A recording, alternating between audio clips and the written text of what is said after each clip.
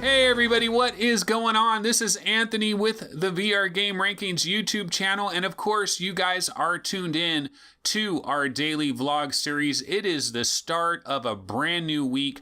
We are still in the month of February, but we are really late in the month of February, and we are actually going to hit March later this week. So we are moving along farther and farther into the first quarter of 2018.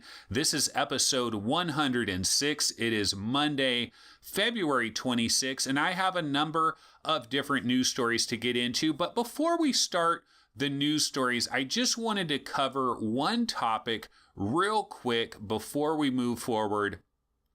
And the first topic I want to get into is speculation. Okay, so I tend to read the comments for these different episodes. I don't necessarily read all of the comments every single day religiously, but every once in a while, I try to look through the comments and get kind of a gist of what is going on. Now, I don't want to focus too much on these comments because what happens is if you take too much of the negative comments and base your whole show around what a couple people are complaining about, that's not a good idea. And if you take the people that are praising you to the high heavens and you think, you're just doing wonderfully, that isn't a good idea either. So it's almost a good idea to kind of not focus on the comments too much. But I do look at the comments, I pay attention to them.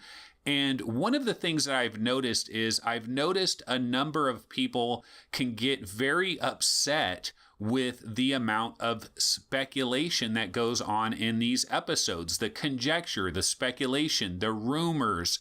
Maybe you could even call it fear mongering and just kind of maybe pushing people's buttons a little bit. And so I wanted to just address this real quickly. The first thing I want to say is, so we are a daily VR news and discussion program. That is the goal of this show. The goal of this show is we're interested in the VR gaming world, and we want to try to provide you guys with VR gaming news and discussion Monday through Friday. That is the goal of this show. And I will say that this show is firmly in the entertainment category. This is an entertainment program. This is not like a real serious hardcore news show. This is not ABC Nightly News with Tom Brokaw. Okay, this is a little bit closer to Inside Edition or Extra. I'm basically Mario Lopez here. I mean, I kind of look like the guy.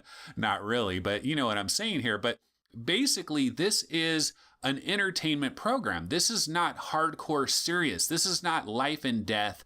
This is fun. This is about fun. And when it comes to speculation, when it comes to rumors, when it comes to maybe even pushing the buttons of various fanboys, yes, I'm going to do that. And why am I going to do that? I'm going to do that because it's just a more entertaining program, I think. As long as you don't take everything too seriously and you just kind of enjoy the show for what it is, I think it's a pretty decent program. And so basically what I'm trying to get at here is if the speculation and if the conjecture and if the rumors and the innuendo and if all of that really bothers you, this probably is not the show for you because it's not going to stop. This is an entertainment related program. Now, I'm going to try to kick the facts to the best of my ability, but I want to try to do it in kind of a fun and joyful way. And every once in a while, is there going to be some doom and gloom? And am I going to kind of almost celebrate that doom and gloom? Sure I am. It just makes it for more of an exciting program. I mean, that is the way entertainment works a lot of times. So I just wanted to comment on that whole speculation thing. Okay, so now let's go ahead and get into the actual show. And it's funny, speaking of speculation, why don't we start it off with a little bit of speculation, right? So here's a great example of it. So the HTC Vive Pro, you guys remember when the HTC Vive Pro was first announced, we heard that the HTC Vive Pro is coming in the first quarter of 2018. Well, the last time I looked at the calendar, it is late in the month of February. Like I said at the top of this show, we are going to enter March later this week. The first quarter, the last time I checked, is January, February, and March. So if the HTC Vive Pro is actually coming in the first quarter, then it would have to arrive in the month of March, yet we don't have pre-orders. We don't have a price. We don't have a release date. So it's starting to look a little bit shaky. So actually at the Mobile World Congress in Barcelona, Spain, which is underway right now, HTC is there. They're showing off a number of new things at the Mobile World Congress related to the HTC Vive. And this one guy got a video. He's there, obviously, taking video of this, and had an interview with an HTC Vive representative. And he was asking the guy, kind of pressing the guy about this subject that I'm on right now. Like, what is the deal with the HTC Vive Pro? I thought it was first quarter. We're running out of first quarter here. When is this thing going to come? Is this a second quarter product? Is it a third quarter product? Is it a fourth quarter product? He kind of presses this HTC Vive spokesperson, and I'll go ahead and run that clip right now. So go ahead and run that clip. And when is the Pro going to be coming to the market? The Pro will be coming to the market shortly. We're announcing price and availability in the coming weeks. In Q2? Is it coming to the market at Q2 or Q3 or Q4? We hope to be in the first half of this year. First half of this year. And you have no idea about price, or it's the same price and the other one will be cheaper? We aren't announcing anything. Thank you. Yeah, so, basically watching that clip there, I mean, obviously this is an HTC Vive representative, not necessarily somebody really high up the food chain on HTC, so we can't really take this guy's word as gospel. And he kind of danced around it a little bit, and he said, in the coming weeks, we hope to announce release date and price, and, hopefully soon we'll be announcing that. But yeah, we are running out of the first quarter, and he did say first half of 2018. So it's very possible that we might want to start looking at the HTC Vive Pro as an early second quarter product. I personally believe they're probably going to miss the first quarter of 2018 unless they decide to have no pre-orders whatsoever and just have the product immediately available, which I kind of doubt that, because pre-orders is great for building up hype. It's great for building excitement. The day when pre-orders are announced, that's a major news story. All the news outlets are going to cover it. All the major websites are going to cover it. And it's just free publicity. So I would imagine they would do pre-orders. And so I'm thinking the HTC Vive Pro is probably an early second quarter product. So honestly, I don't know that I would expect this product prior to April or maybe even May of this year. So that is the HTC Vive Pro. And, speaking of the Mobile World Congress and speaking of this information, like new things that are being shown off at the Mobile World Congress that is going on right now in Barcelona, Spain, Vive Trackers 2.0 have been shown off at the Mobile World Congress. And so obviously we've had these Vive trackers. They've kind of been made available, although not in a way, not in the normal kind of way that something like this would be made available. But you can technically buy yourself the Vive Tracker 1.0. But we've always wondered, with these new base stations coming, what about compatibility? Because if you buy a current Vive tracker, they are compatible with the lighthouses that we have now. But if you end up buying a new lighthouse, if you end up getting the 2.0 lighthouses, these original Vive trackers won't work with that. So what HTC is showing off, they are showing off the Vive Trackers 2.0. In fact, a sports training and rehab company that is at Mobile World Congress, Mihiepa Sports, not sure if I'm pronouncing, I don't know if it's Mihiepa Sports.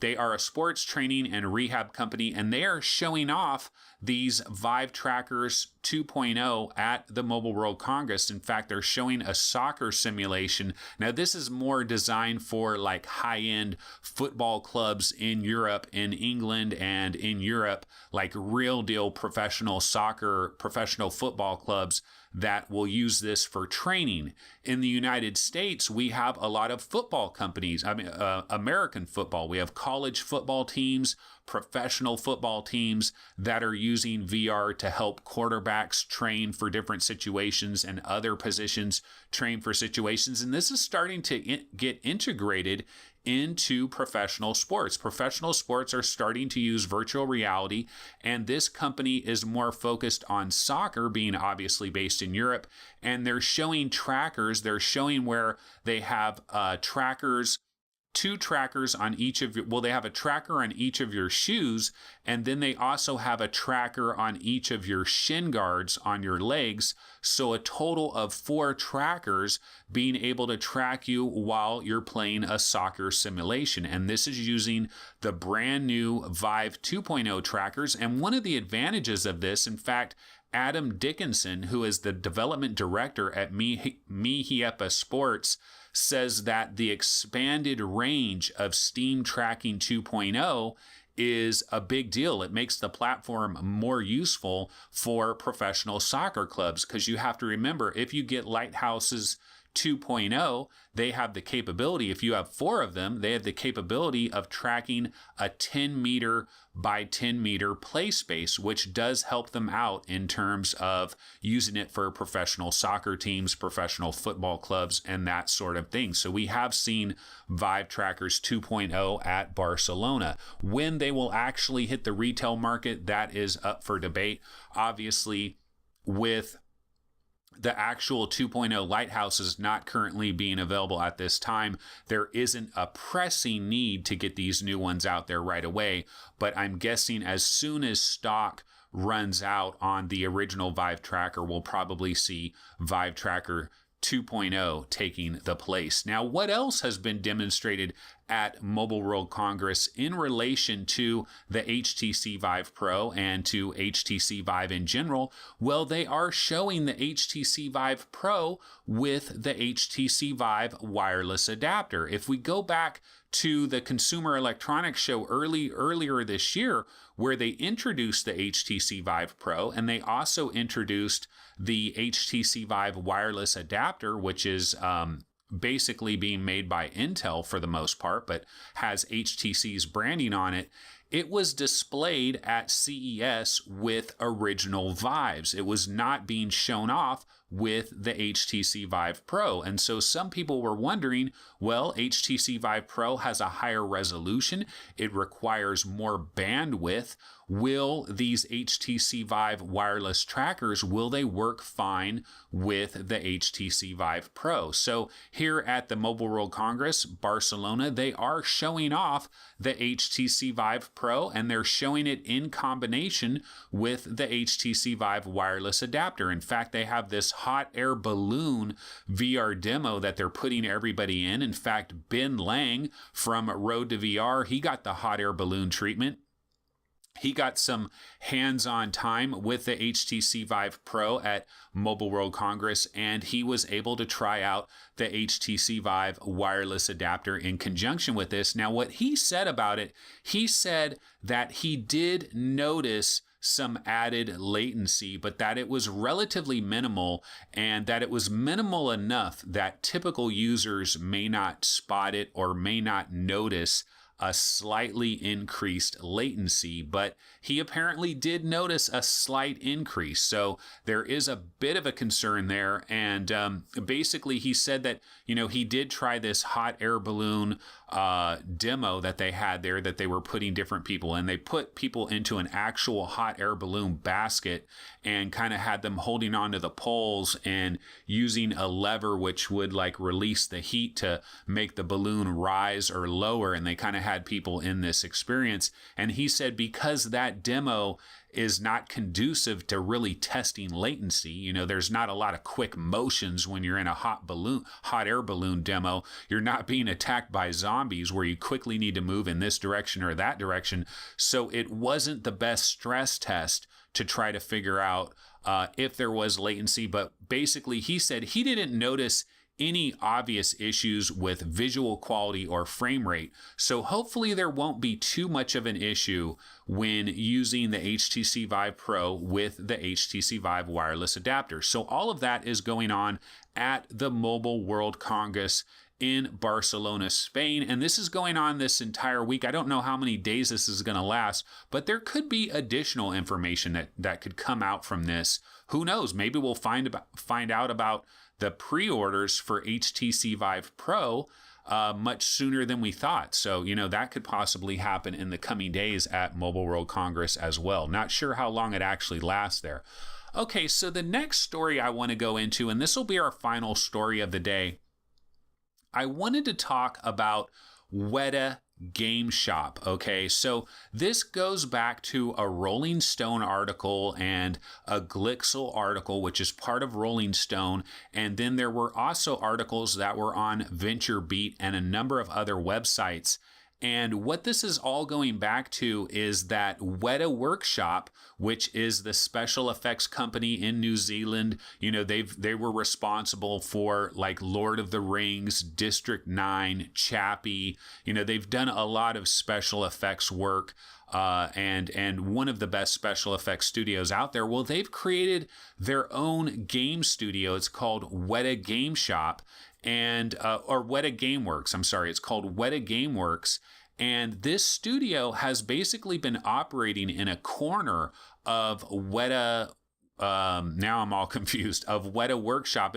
They've been operating in a little corner of their entire facility for the last 5 to 6 years. They've been working on a mixed reality game. Now, this has actually been in conjunction with Magic Leap. Now, you guys may have remembered one of the oldest videos of Magic Leap that was kind of giving us a taste of what Magic Leap is going to look like and what it's going to feel like is Dr. Groardbort's Invaders, which is a game that is going to be coming to the Magic Leap platform. And Weta has actually been working on this game for the last 5 to 6 years in collaboration with Magic Leap. And so there's an article on Rolling Stone that kind of breaks this down, and VentureBeat actually has a pretty good article as well, where it is an interview with Greg Broadmoor and Haley Gray of Weta Gameworks. They both work for Weta Gameworks.